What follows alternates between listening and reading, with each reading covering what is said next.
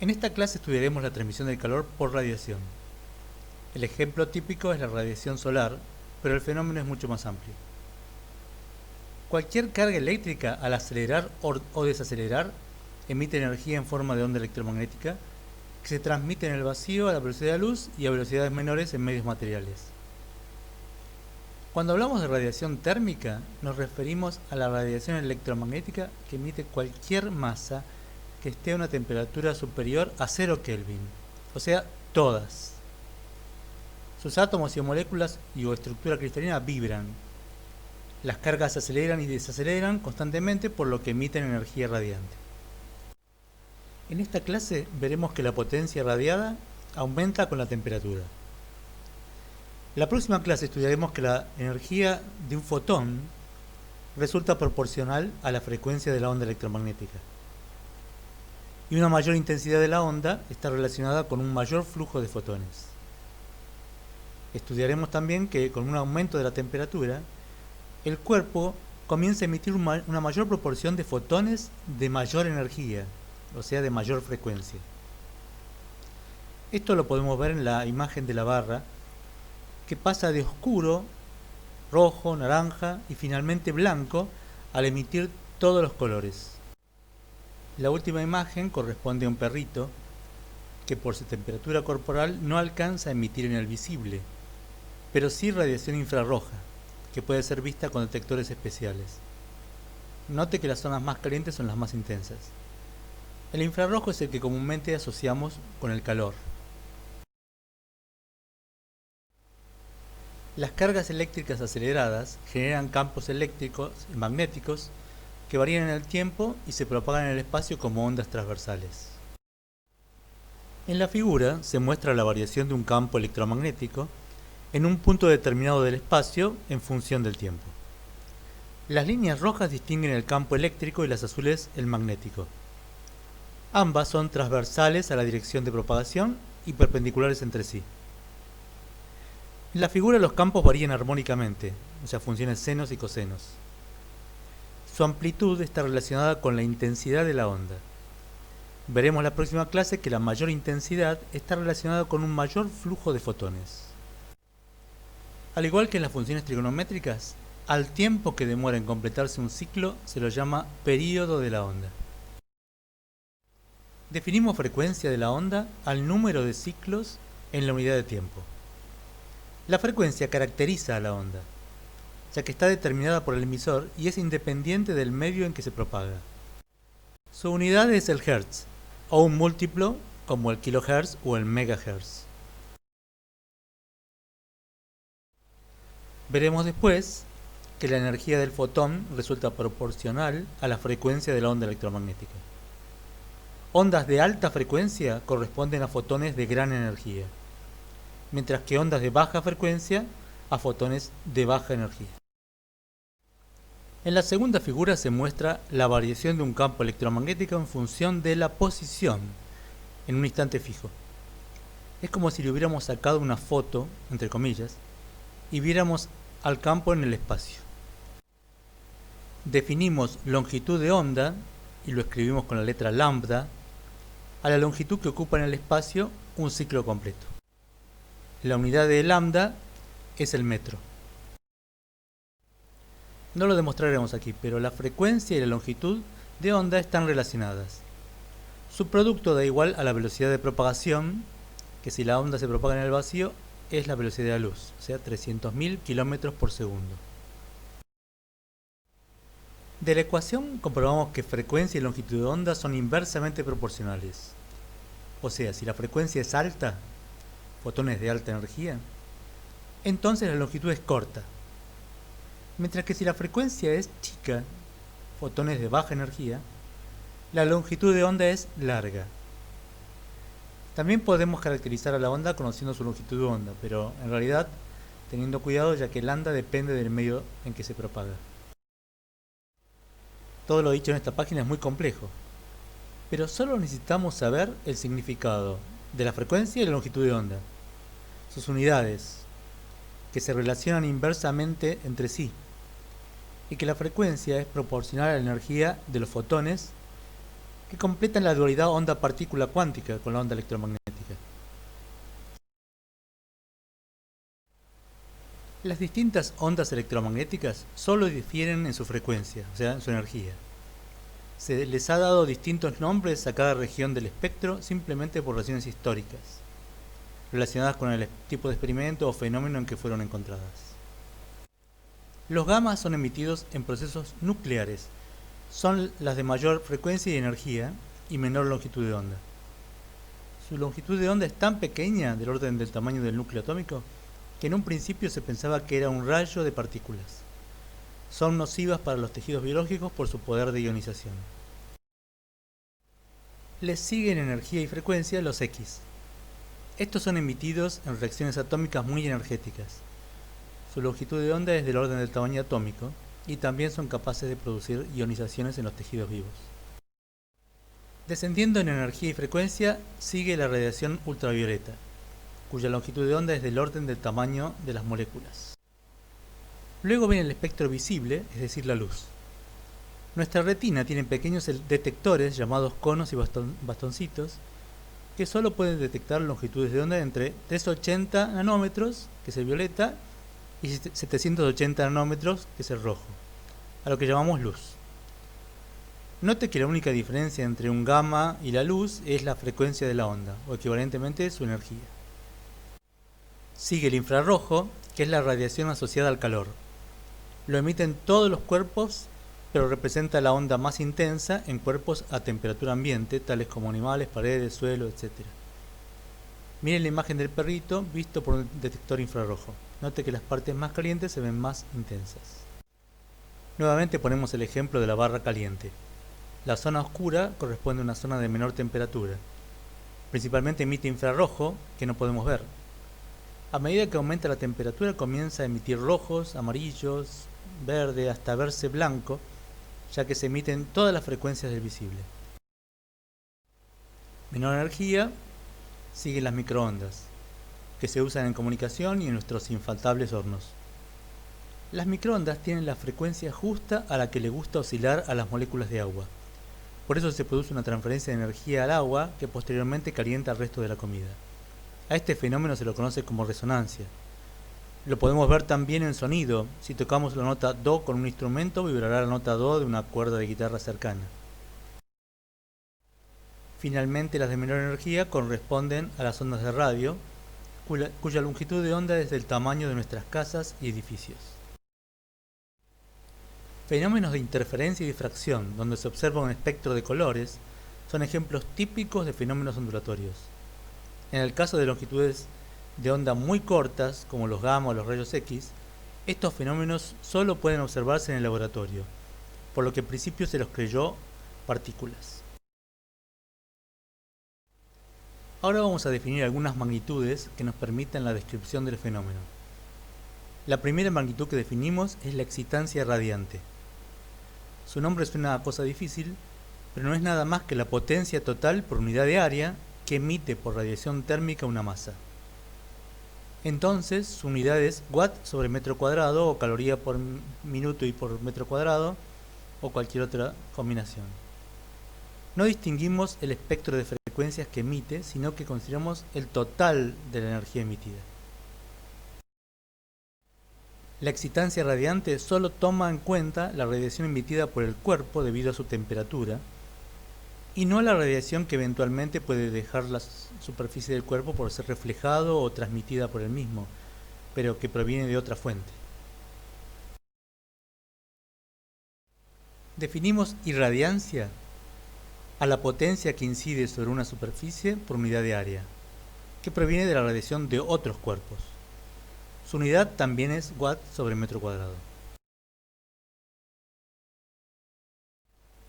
De la radiación que incide a un cuerpo, parte se refleja, parte se absorbe y el resto se transmite.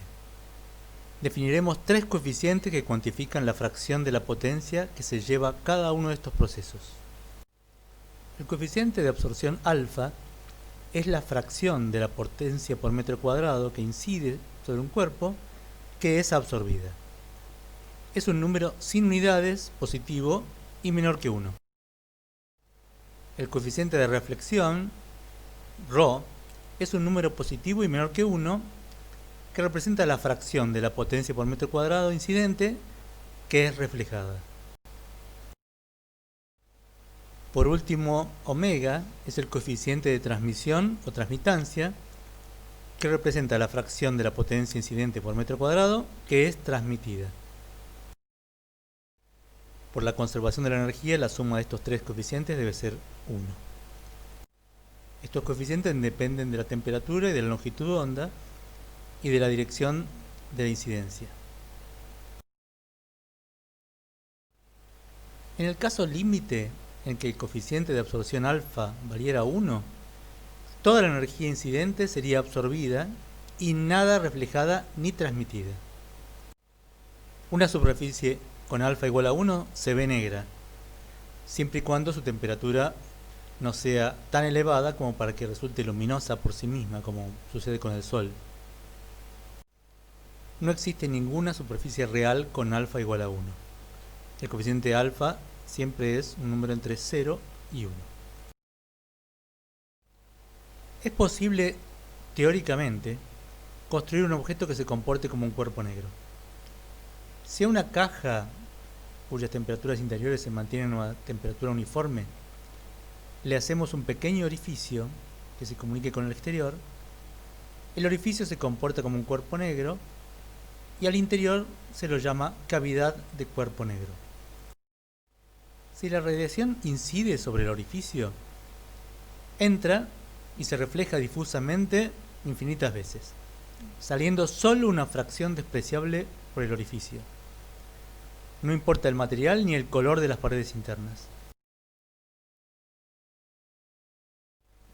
En los cuerpos reales, el valor de alfa depende de la longitud de onda de la radiación incidente. A este fenómeno se lo conoce como absorción selectiva. Por ejemplo, cada uno de los gases atmosféricos tiene capacidad para absorber radiación en diferentes longitudes de onda. El ozono absorbe radiación ultravioleta, mientras que el dióxido de carbono y el vapor de agua absorben radiación correspondiente al infrarrojo. Llamaremos cuerpo gris al que tiene un coeficiente alfa del mismo valor para todas las longitudes de onda. Es una idealización, no existe ningún cuerpo que cumpla con esto.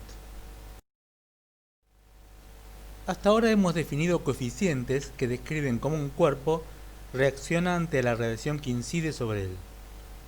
Ahora definiremos el coeficiente de emisividad, que nos compara la emisión de un cuerpo con el mejor emisor, que es el cuerpo negro.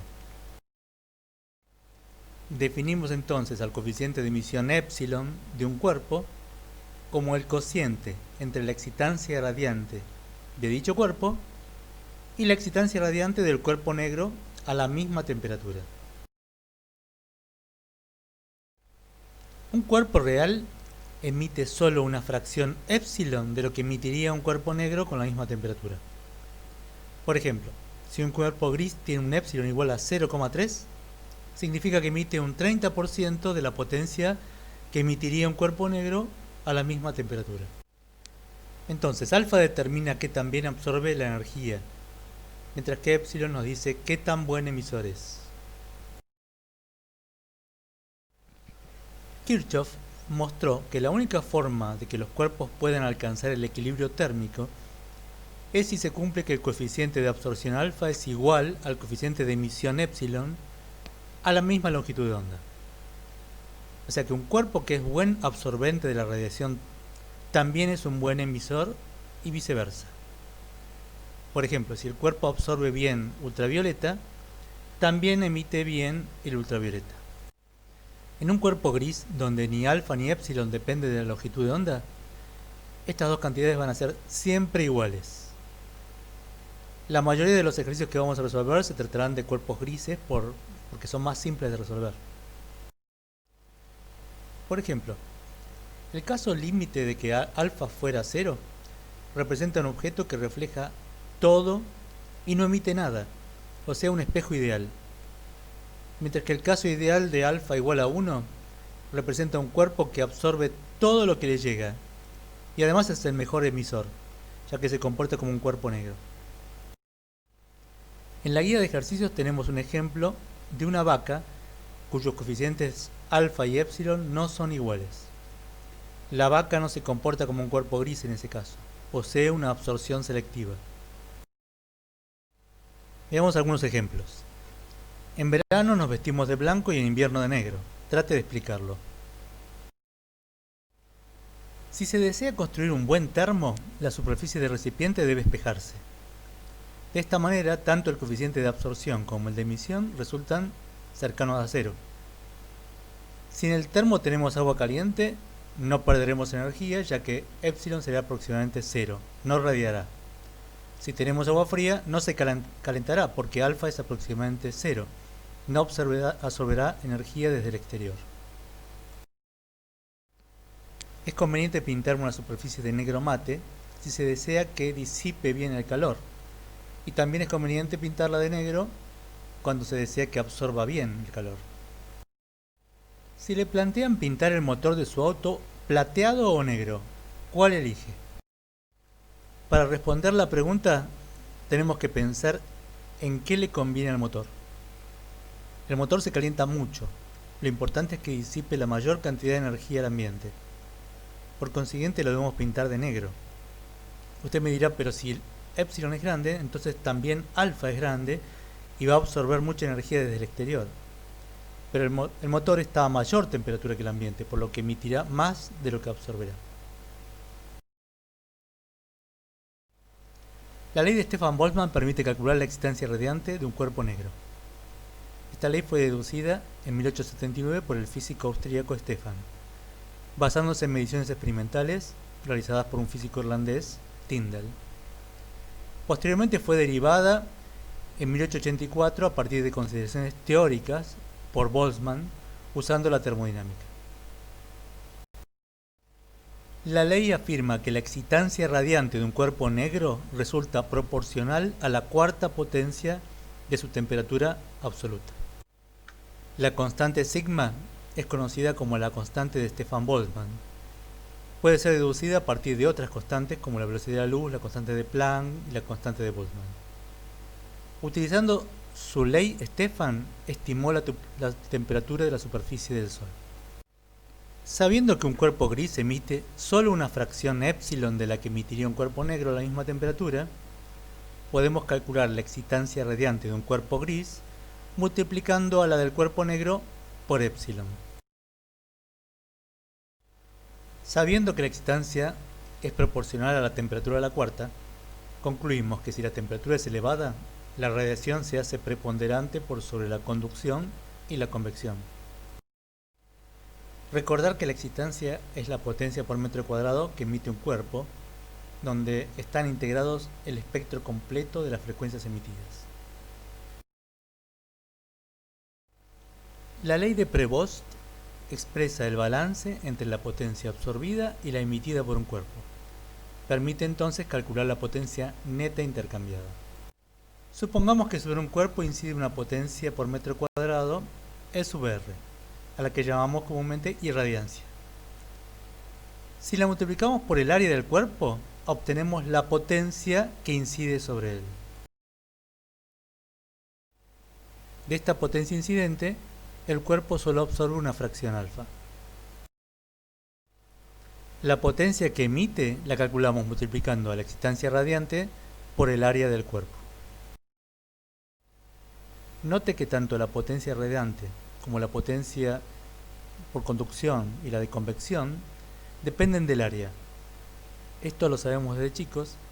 Cuando tenemos frío nos acurrucamos para disminuir el área expuesta. La excitancia radiante del cuerpo gris finalmente es una fracción épsilon de la excitancia de un cuerpo negro a la misma temperatura.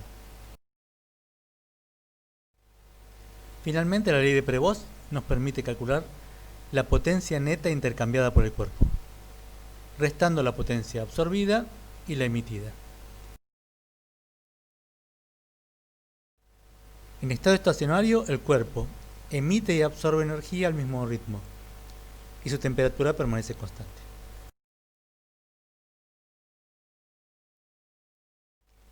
En los ejemplos que resolveremos, muchas veces se presentará la situación de un cuerpo en el interior de un ambiente.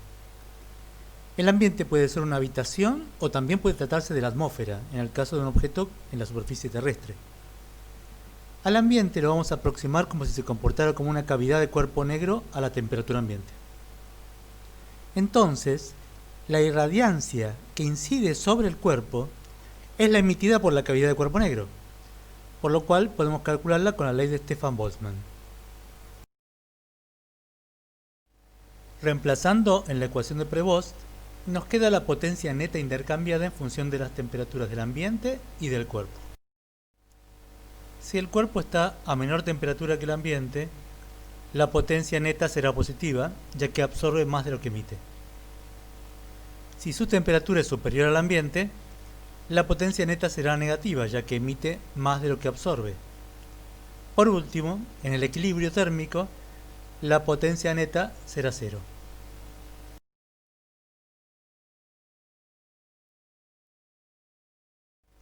Analicemos un ejemplo más general, que es de nivel superior a los que aparecen en los ejercicios, pero que permite entender el problema 10 de la vaca. Supongamos que sobre un cuerpo incide radiación solar y además del ambiente que lo rodea, que hace las veces de cavidad de cuerpo negro. El primer término representa la potencia que absorbe del ambiente que lo rodea, que está a la temperatura ambiente. El segundo término representa la potencia emitida por el cuerpo, que está a una temperatura T del cuerpo. Al último término debemos prestarle especial atención. Representa la potencia que absorbe el cuerpo debida a la radiación solar. Por dar un ejemplo, supongamos que inciden 200 watts por metro cuadrado.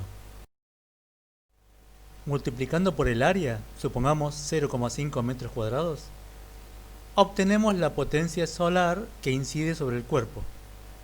Con estos números serían 100 watts. Pero no toda esa potencia es absorbida.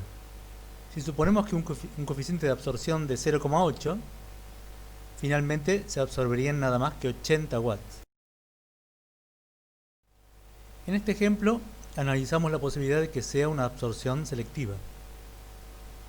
El coeficiente de absorción alfa del Sol puede ser distinto de los otros dos coeficientes, ya que corresponde al rango de la radiación solar, de 380 nanómetros a 780 nanómetros.